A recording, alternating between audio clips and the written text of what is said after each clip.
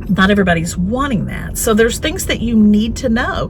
And then you just have them and you raise them in your home. Again, it doesn't necessarily mean they're having them in their backyard. You have them in your home and your kids are around them. And so they are getting socialization, but are they getting proper socialization? Maybe that doesn't matter to you.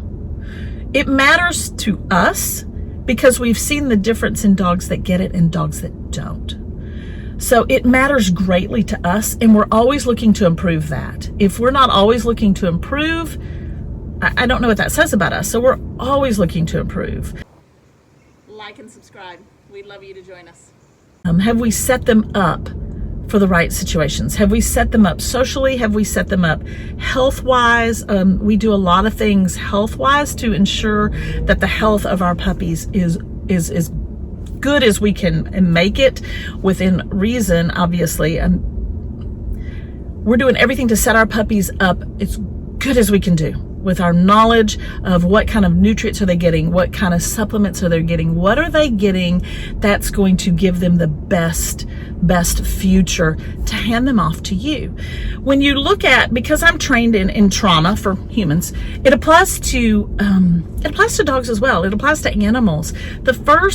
The 0 to 8 weeks, well, in utero as well. We need a really good in utero experience for mama. That's critical. It's critical in humans. It's critical in animals.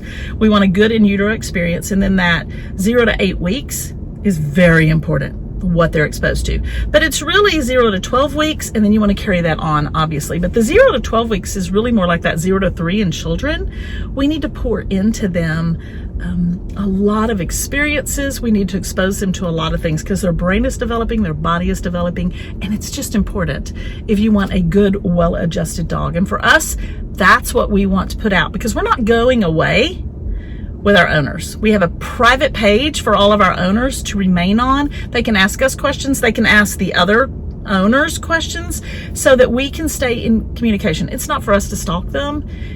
They don't have to join that page, but it's just, we're there to help with training tips. We're there for them to keep up with their litter mates.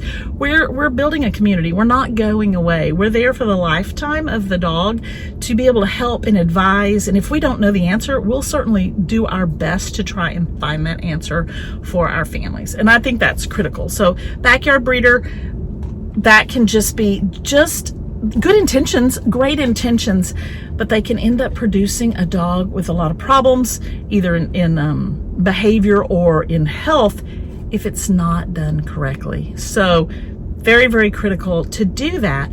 Hobby breeder, it's just pretty much they're not doing a lot of dogs. Now, where that line is, I don't know.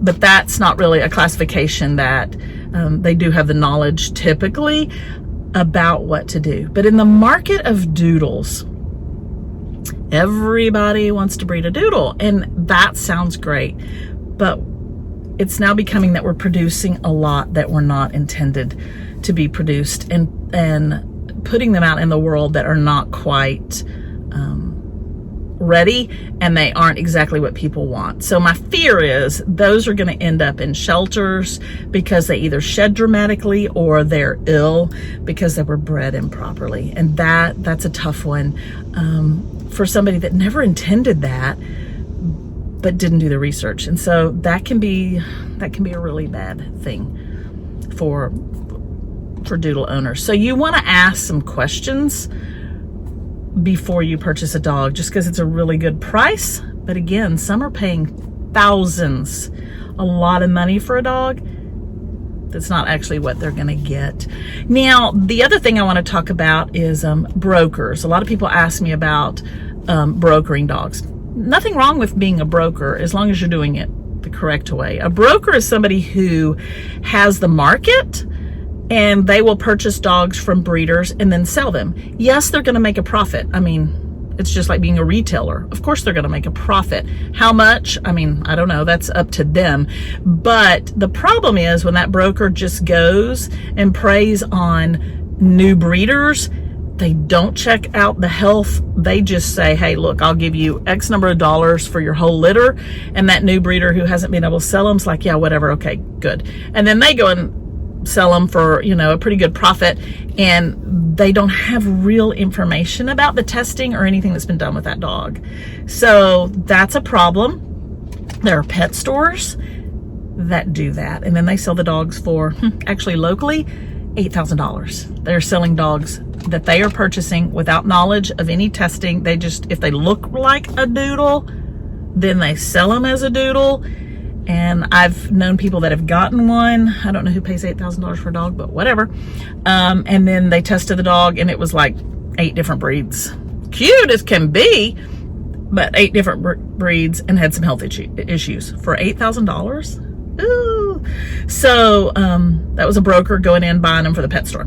So that's just not the way to go either. But a lot of people say, I don't want to deal with a breeder. Well, you are dealing with a breeder even through a pet store, because somebody bred the dog.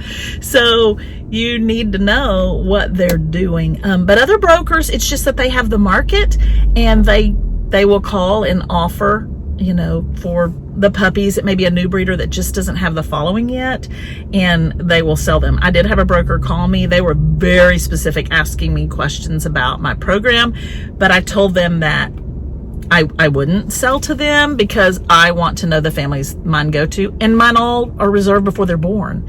So there was no need for me. But that was a broker that really was, and that's why I even entertained the conversation, because I wanted to see what they were doing. This was a broker that was truly checking me out. They wanted references. They wanted to see testing records. They wanted to know socialization. So they were truly a genuine good broker. It's just, I don't need a broker to sell my dogs, and I'm not comfortable with that.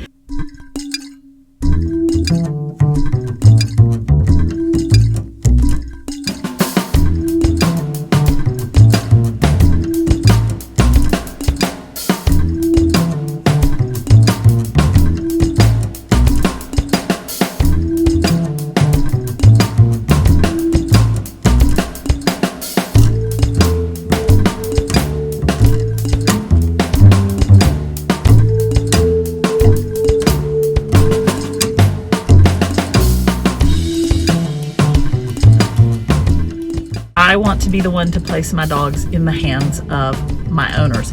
Even if it's that they fly, I'm going to do it, or one of my family members are going to do it, to get the dog to the person, because that's important to me, to build that relationship and know that my dog's going to the right place, and that they agree with what we've done. I mean, it's a mutual relationship, that they're comfortable with us and that we're comfortable with them as well. So that's critical to me as a breeder.